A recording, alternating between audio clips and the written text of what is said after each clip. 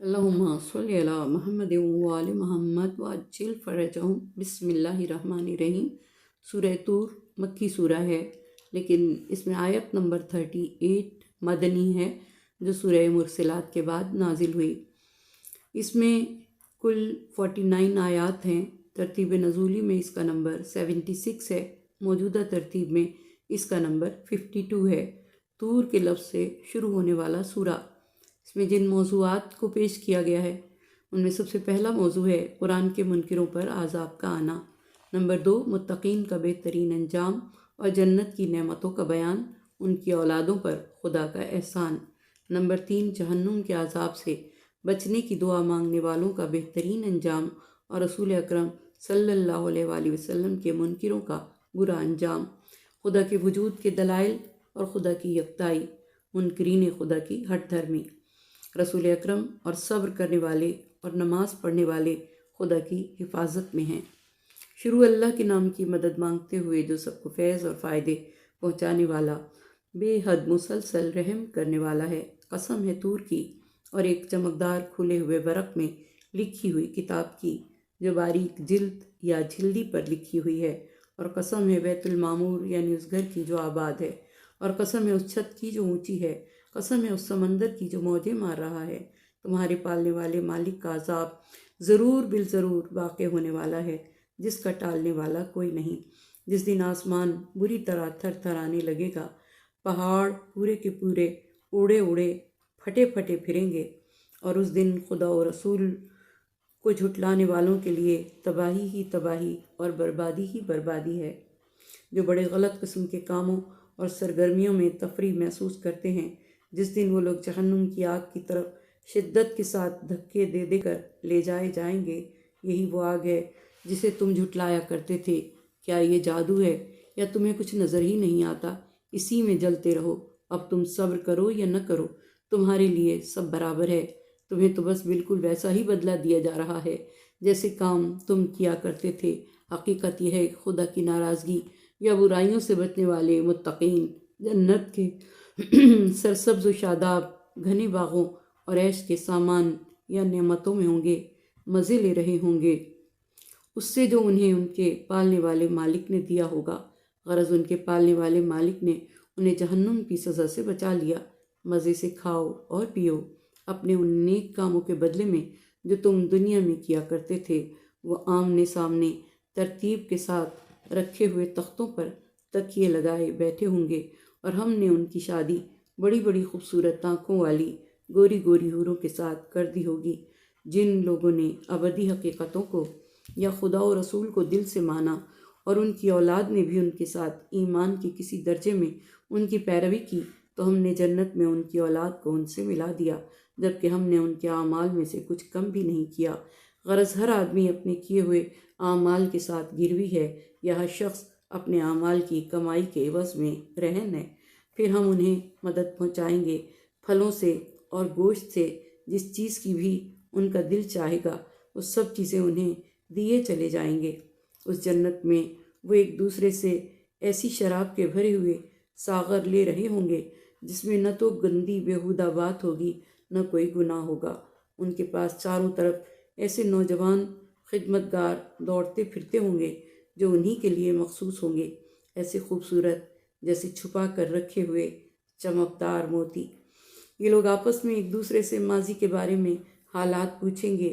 یہ کہیں گے ہم اپنے گھر والوں کے درمیان خوف و ہراس میں تھے، تو اللہ نے ہم پر احسان فرمایا اور ہم کو اس جھلسا دینے والی سخت گرم ہوا کی سزا سے بچا لیا۔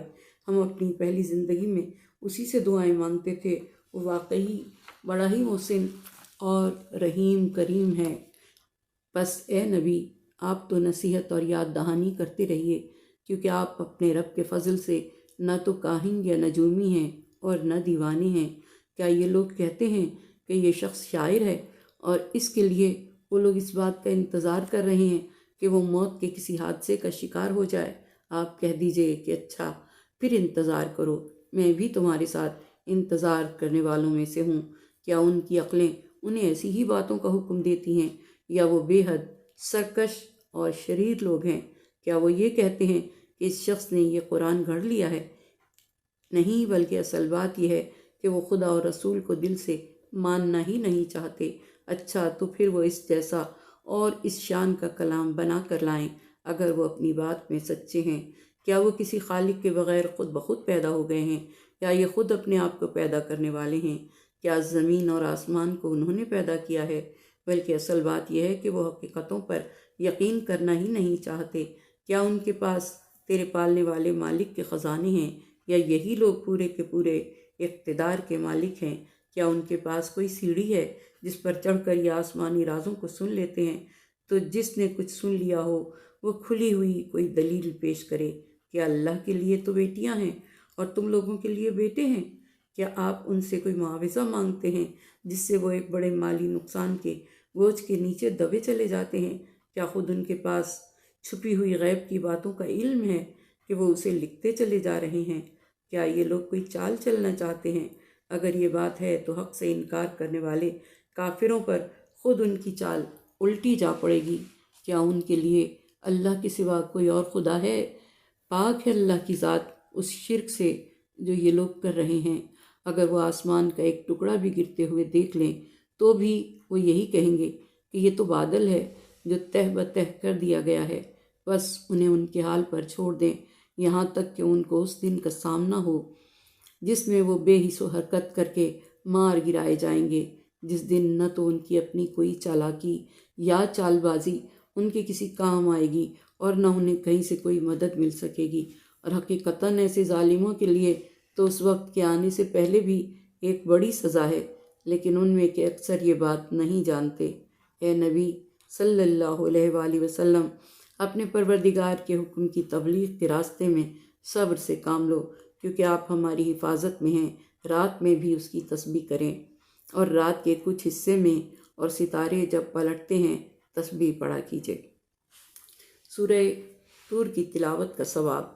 امام محمد باقر علیہ السلام اور حضرت امام جعفر صادق علیہ السلام نے فرمایا، جو شخص سورہ طور کی تلاوت کرے گا تو اللہ تعالیٰ اس کو دنیا اور آخرت کی تمام اچھائیوں سے نوازے گا۔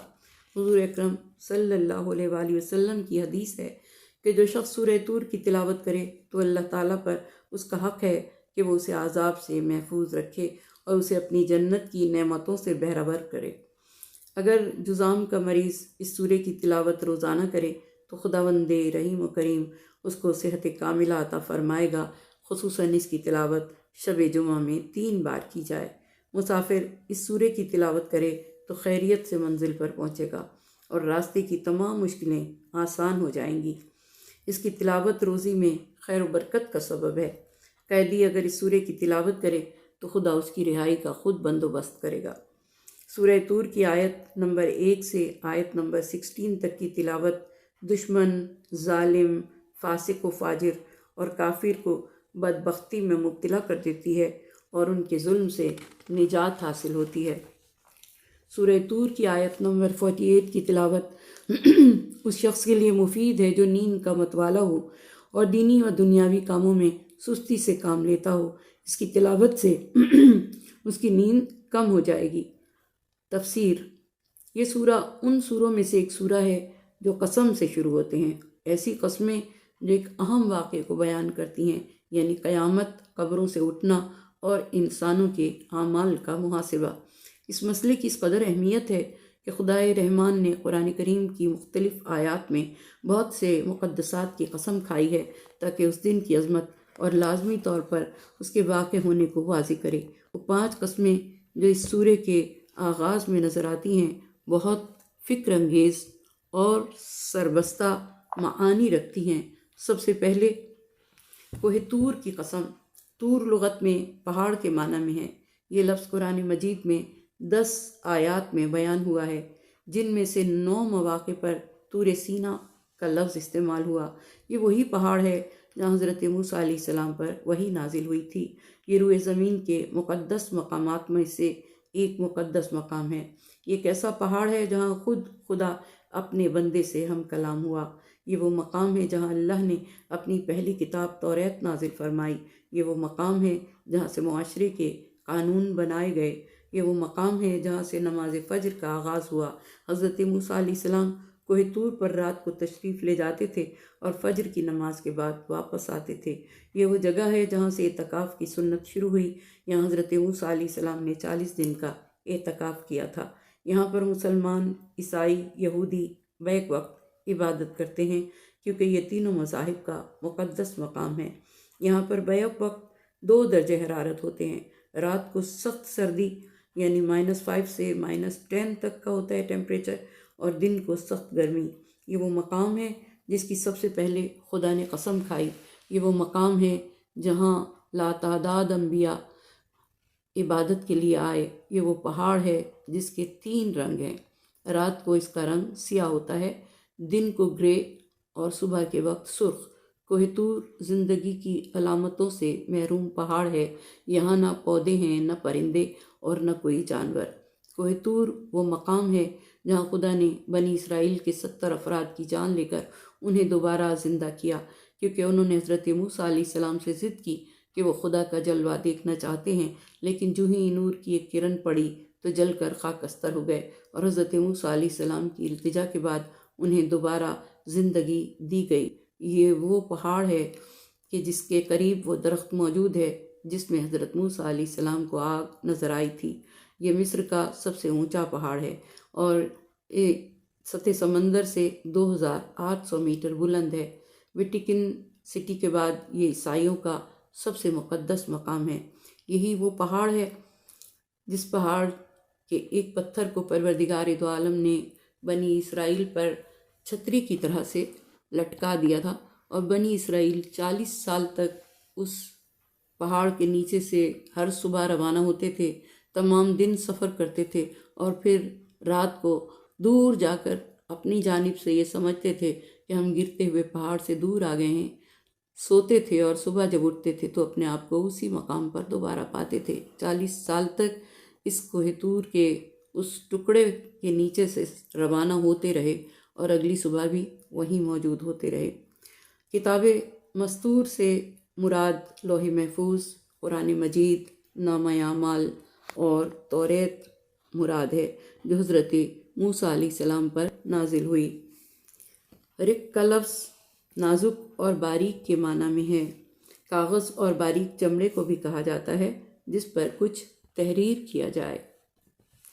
منشور پھیلے ہوئے کے معنی میں ہے۔ یہ قسم ایسی کتاب کی کھائی گئی ہے جو بہترین صفحات میں سے ایک بہترین صفحے پر لکھی گئی ہے، اور اس کے ساتھ ساتھ وہ کھلی ہوئی اور کشادہ ہے۔ بیت المعمور اللہ کا ایسا گھر جو آسمانوں میں خانہ کعبہ کے عین اوپر ہے اور فرشتوں کی عبادت کے ساتھ معمور و آباد ہے۔ بیت المعمور فرشتوں کا کعبہ ہے۔ یہ 4تھے آسمان پر ہے۔ 7ویں آسمان کے فرشتوں نے سب سے پہلے مولا علی کی ولایت کو تسلیم کیا تو خدا نے انہیں عرش سے زینت دی۔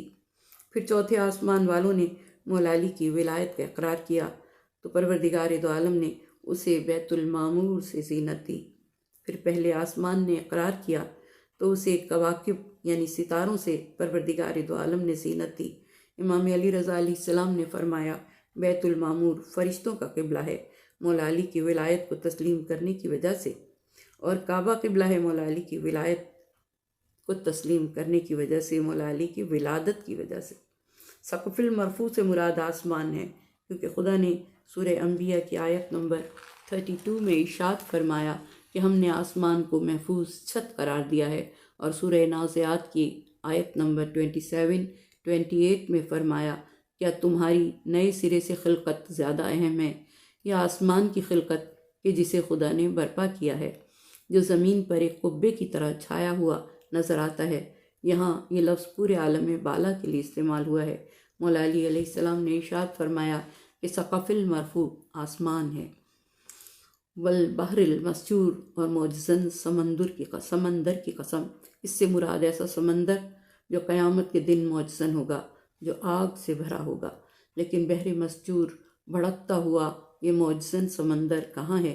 اس سے مراد ہمارے کرۂ ارض کے سمندر ہیں جو قیامت کے قریب بھڑک اٹھیں گے اور پھر پھٹ جائیں گے، جس طرح کہ سورہ تکویر اور سورہ انفطار میں آیا ہے کہ جب یہ دریا پھٹ جائیں گے۔ امام محمد باقر علیہ السلام نے فرمایا کہ قارون کو بحر مسجور میں عذاب ہو رہا ہے۔ سمندر قیامت کے دن بھڑک اٹھیں گے۔ خداوند عالم قیامت کے دن سمندروں کو آگ بنا دے گا جس سے جہنم بھڑک رہی ہوگی۔ بے شک آپ کے رب کا عذاب واقع ہو کر رہے گا، یعنی آ کر رہے گا اور نازل ہوگا، جس کا ٹالنے والا کوئی نہیں جو اسے ٹال سکے۔